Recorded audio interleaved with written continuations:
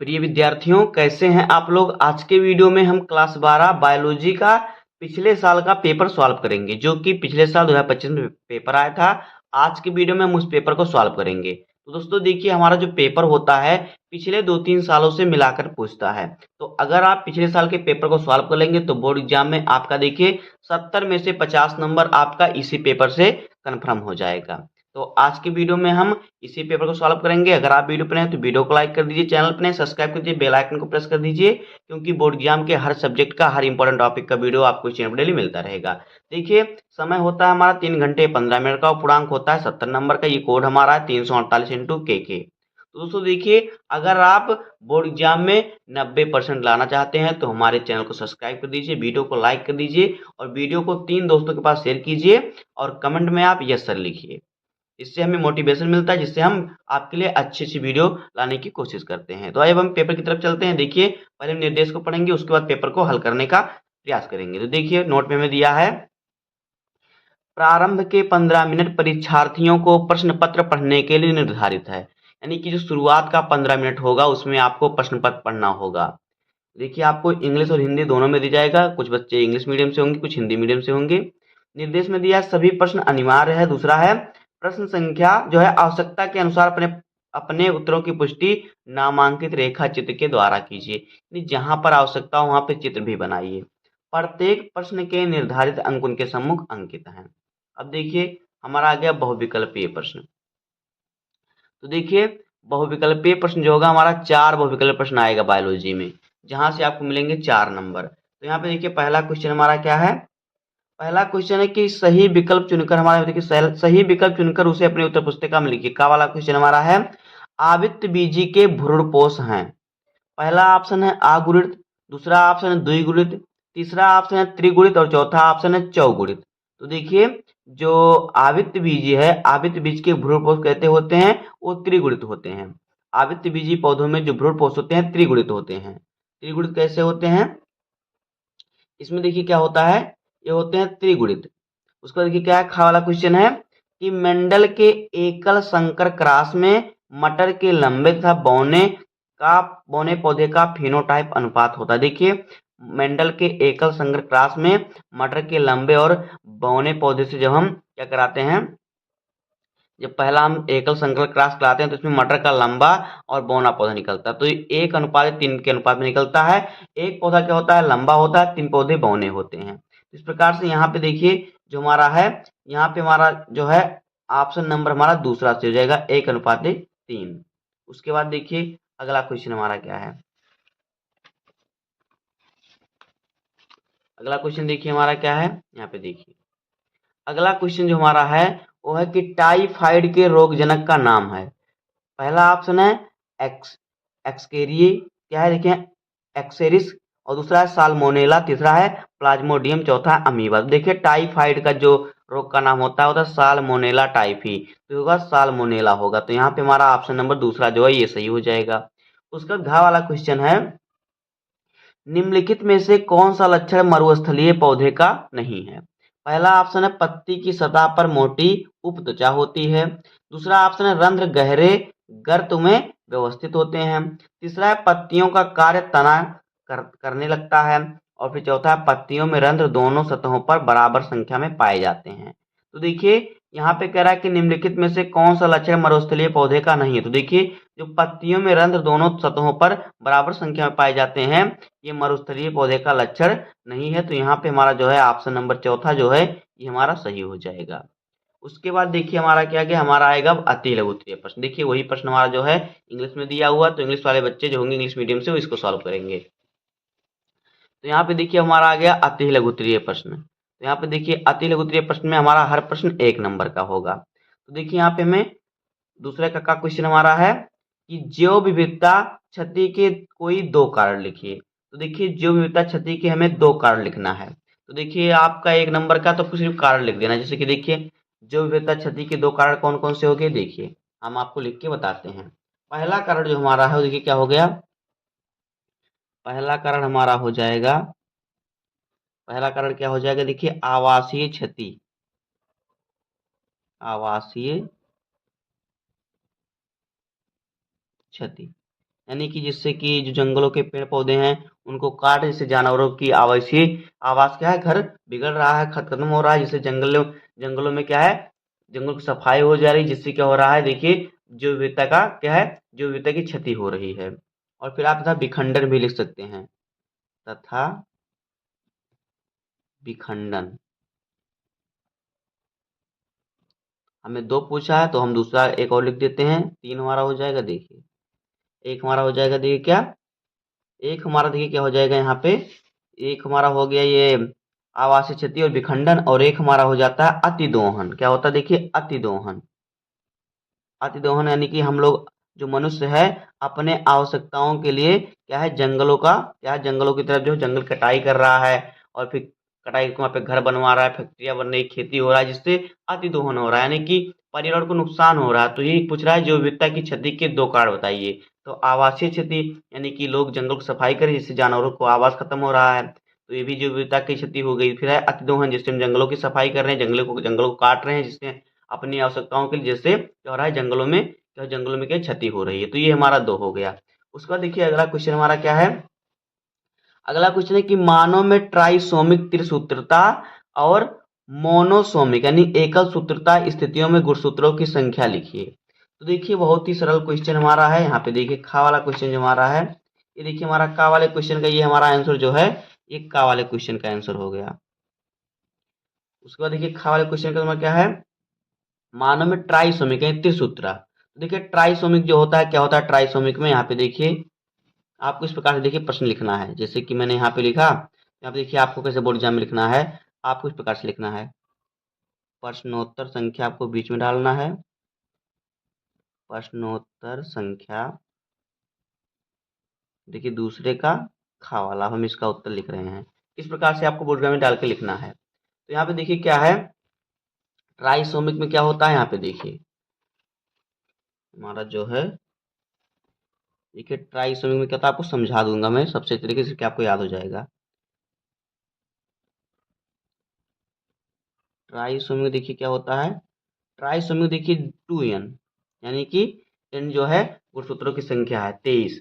तो 23 और 2 ना, देखिए हमारे जो सामान्य मनुष्य में क्या होता है, 46 गुणसूत्र होते हैं, कितने, 46, 46 गुणसूत्र होते हैं सामान्य मनुष्य में।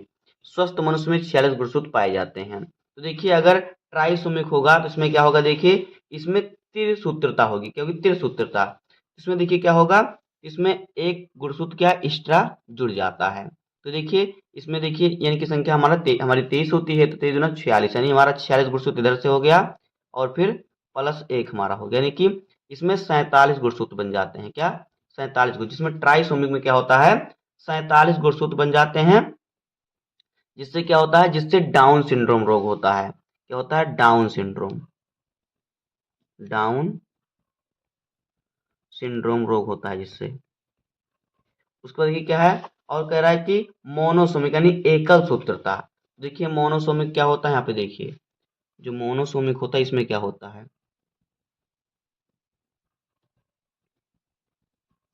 मोनोसोमिक में देखिए हमारे एक गुणसूत्र जो होते हैं घट जाते हैं। तो यहाँ पे हो जाएगा 2n-1। तो देखिए यहाँ पे 2 यानी कि जगह हम रखेंगे 23, तो 23 का गुणा 2 में होगा, हमारा हो जाएगा 46। तो स्वस्थ मनुष्य के शरीर में 46 गुणसूत्र होते हैं, -1 हो जाएगा तो बचेगा 45, यानी एक गुणसूत्र की कमी हो जाती है। तो यहाँ पे टर्नर सिंड्रोम हो जाता है। क्या, टर्नर सिंड्रोम रोग हो जाता है, टर्नर सिंड्रोम। आपने डाउन सिंड्रोम और टर्नर सिंड्रोम पढ़ा होगा, तो वही है। इस प्रकार से ये आपका हो जाता है। उसके बाद देखिए अगला क्वेश्चन हमारा क्या है, आगे देखिए, आगे देखिए हमारा अगला क्वेश्चन क्या है, आगे यहाँ पे देखिए अगला क्वेश्चन हमारा गा वाला कि दूध से दही बनाने वाले जीवाणु का नाम लिखिए। तो देखिए दूध से दही बनाने वाले जीवाणु का नाम क्या होता है, यहाँ पे देखिए लैक्टोबैसिलस होता है। क्या होता है, लैक्टोबैसिलस। देखिए गा वाला हमारा जो आंसर है, अब आपको मालूम हो गया, आपको इसी प्रकार से क्वेश्चन को डाल के लिखना है। अब मैं ऐसे सिर्फ उत्तर आपको बता दे रहा हूँ। तो दूध से दही बनाने वाले जीवाणु का नाम क्या होता है, देखिए क्या होता है, लैक्टो लैक्टोबैसिलस। ये जो जीवाणु होता है, ये दूध को दही बनाता है, लैक्टोबैसिलस। उसके बाद अगला क्वेश्चन हमारा देखिए क्या है, भारत में हरित क्रांति के जनक का नाम लिखिए। तो देखिए भारत में हरित क्रांति के जनक कौन है, उनका सिर्फ नाम लिख देना है, क्योंकि क्वेश्चन हमारे एक एक नंबर के हैं। तो देखिए कौन है, तो वो है डॉक्टर एम एस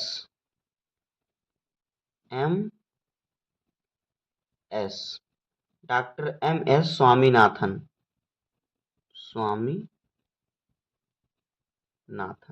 ये कौन है, ये हैं भारत के हरित क्रांति के जनक। उसके बाद देखिए अगला क्वेश्चन हमारा क्या है, तो अगला क्वेश्चन यहाँ पे देखिए हमारा क्या है, जीवाणु कोशिका में केंद्रक किस प्रकार का पाया जाता है।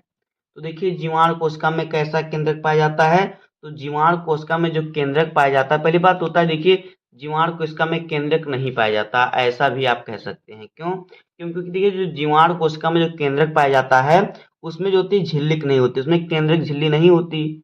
तो क्या होती है, वो एक प्रोकैरियोटिक केंद्रक होता है, कहने का मतलब।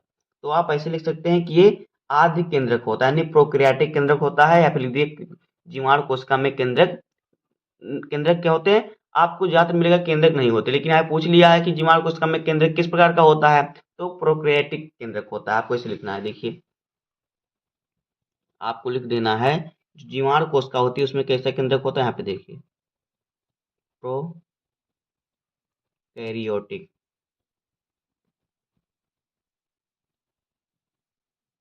और फिर आपको बगल में लिख देना है कि जो केंद्रक होता है, केंद्रक में केंद्रक झिल्ली नहीं पाई जाती, यहाँ पे लिख देना है केंद्रक झिल्ली जो होती नहीं पाई जाती।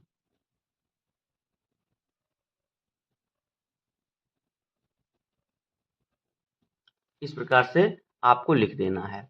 उसके बाद देखिए आगे हमारा क्या है, अब देखिए इस प्रकार से जो हमारा हो गया, ये हमारा लघु उत्तरीय, जो हमारा अति लघु उत्तरीय है उन प्रश्नों का उत्तर हो गया।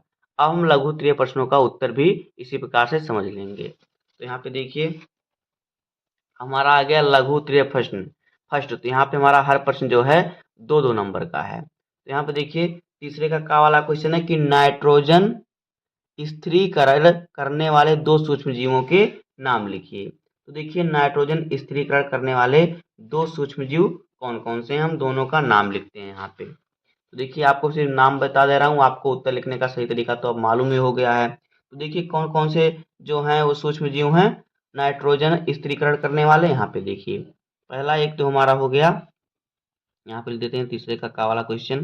पहला जो हो गया राइजोबियम, एक जीवाणु ये हो गया सूक्ष्म जीव। और फिर देखिए क्या है, एजोटोबैक्टीरिया, एजोटोबैक्टर होगा, एजोटोबैक्टर। तो ये जो सूक्ष्म जीव हैं ये क्या है, नाइट्रोजन स्थिरीकरण करने वाले सूक्ष्म जीव हैं। उसके बाद देखिए अगला क्वेश्चन हमारा यहाँ पे क्या है, देखिए अगला क्वेश्चन वाला क्वेश्चन है कि पहला इसमें पूछा है डीएनए के विशिष्ट स्थान पर काटने वाला एंजाइम और 2 डीएनए खंडों को जोड़ने वाला एंजाइम का नाम लिखिए।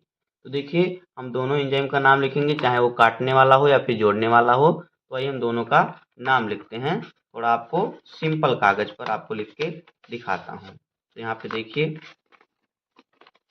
देखिए डीएनए को जो है जोड़ने वाले एंजाइम कौन से हैं। पहले हम लिखते हैं डीएनए को विशिष्ट स्थान से काटने वाला एंजाइम कौन सा है। तो देखिए काटने वाला एंजाइम कौन सा होता है, देखिए एंडोन्यूक्लियेज होता है, ये एंडोन्यूक्लियेज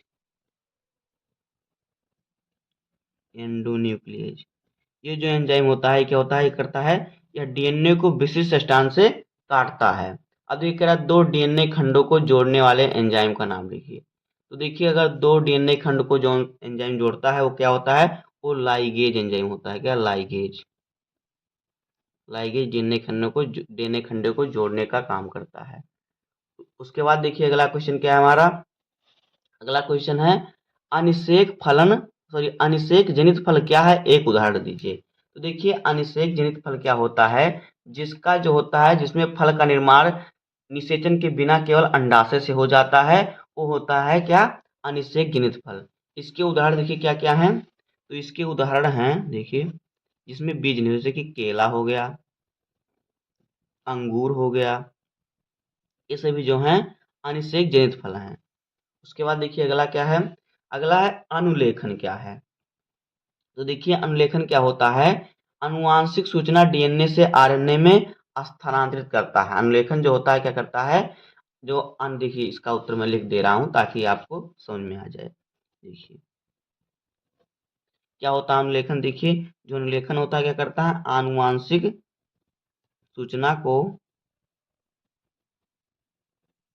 आनुवंशिक सूचना को क्या करता है, देखिए डीएनए से आरएनए में स्थानांतरित करता है। डीएनए से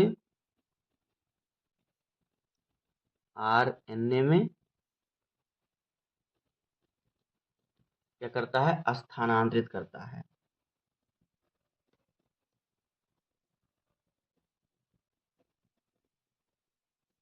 स्थानांतरित करता है। इस प्रकार से आपको लिख देना है इस क्वेश्चन का आंसर। उसके बाद देखिए अगला क्वेश्चन हमारा क्या है, यहाँ पे देखिए अगला क्वेश्चन हमारा है कि किसी एक यौन संचारित रोग का नाम लिखिए तथा उसके रोकथाम के उपाय का संक्षिप्त वर्णन कीजिए। तो देखिए किसी एक यौन जो संचारित रोग है वो हम लिख देते हैं एड्स का नाम, क्या HIV जो होता है, क्या है HIV, जिसे एड्स भी कहते हैं, एड्स। तो देखिए इसका रोकथाम का उपाय क्या है, इसका रोकथाम का उपाय है देखिए देखिए क्या है, सुरक्षित यौन संबंध बनाएगा। किसी से यौन संबंध बना रहे हैं तो सुरक्षित बनाइए, जिससे क्या होगा, एड्स रोग नहीं होगा। फिर देखिए क्या है, जागरूकता होनी चाहिए, यानी उसके बारे में, एड्स रोग के बारे में समझ होनी चाहिए। फिर देखिए चिकित्सीय व्यवस्था, यानी कि आपको अगर शक है कि आपको HIV हो गया तो आपको चिकित्सा यानी हॉस्पिटल में जाना चाहिए। और देखिए टीकाकरण करवाना चाहिए, जो HPV का टीका लगता है एड्स में, HPV का टीका लगता है। तो दोस्तों इस प्रकार से देखिए हमारे बायोलॉजी के इम्पोर्टेंट क्वेश्चन है। अब आगे हम बढ़ते हैं। तो देखिए यही पेपर हमारा जो है पिछले साल आया था।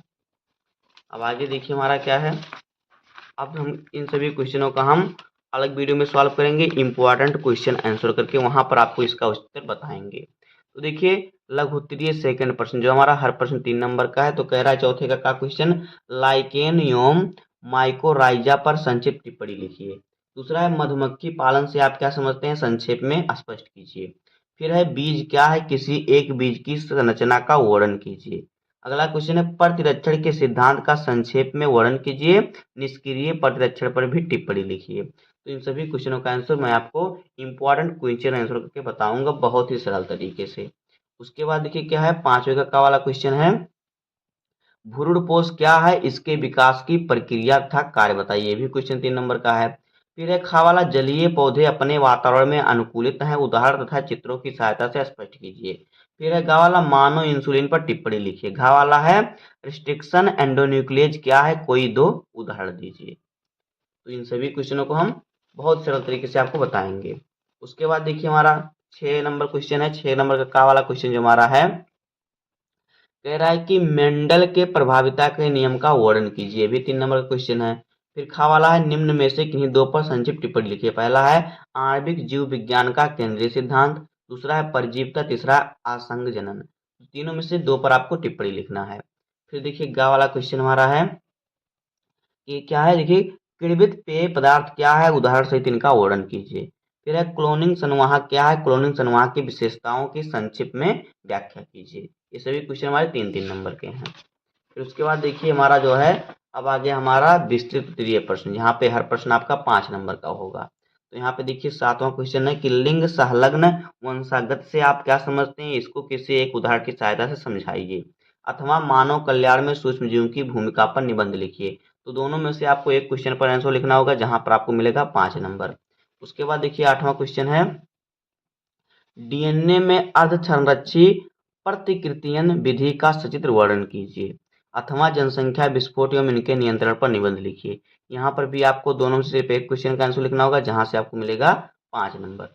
उसके बाद देखिए अगला क्वेश्चन हमारा क्या है, द्विसंकर क्रॉस को चेकर बोर्ड की सहायता से समझाइए, अथवा अनुकूलन से आप क्या समझते हैं, जीओ में पाई जाने वाली विभिन्न अनुकूलताओं का उदाहरण सहित वर्णन कीजिए। तो दोनों में से आपको सिर्फ एक क्वेश्चन का आंसर लिखना है, जहां से आपको मिलेगा 5 नंबर। तो दोस्तों इस प्रकार से क्लास 12 बायोलॉजी का आपका पेपर होगा, इसी प्रकार से आपको सॉल्व करना, आपको पूरे 70 में 70 नंबर मिलेंगे। तो बस आज की वीडियो में इतना ही। उम्मीद करता हूँ आपको वीडियो पसंद आया होगा। अगर आपको वीडियो पसंद आए तो वीडियो को लाइक कर दीजिए, चैनल पर नए सब्सक्राइब कर दीजिए, बेल आइकन को प्रेस कर दीजिए, क्योंकि बोर्ड एग्जाम के हर सब्जेक्ट का हर इंपॉर्टेंट टॉपिक का वीडियो आपको इस चैनल पर डेली मिलता रहेगा। तो मिलते हैं किसी नेक्स्ट वीडियो में, तब तक के लिए धन्यवाद, जय हिंद।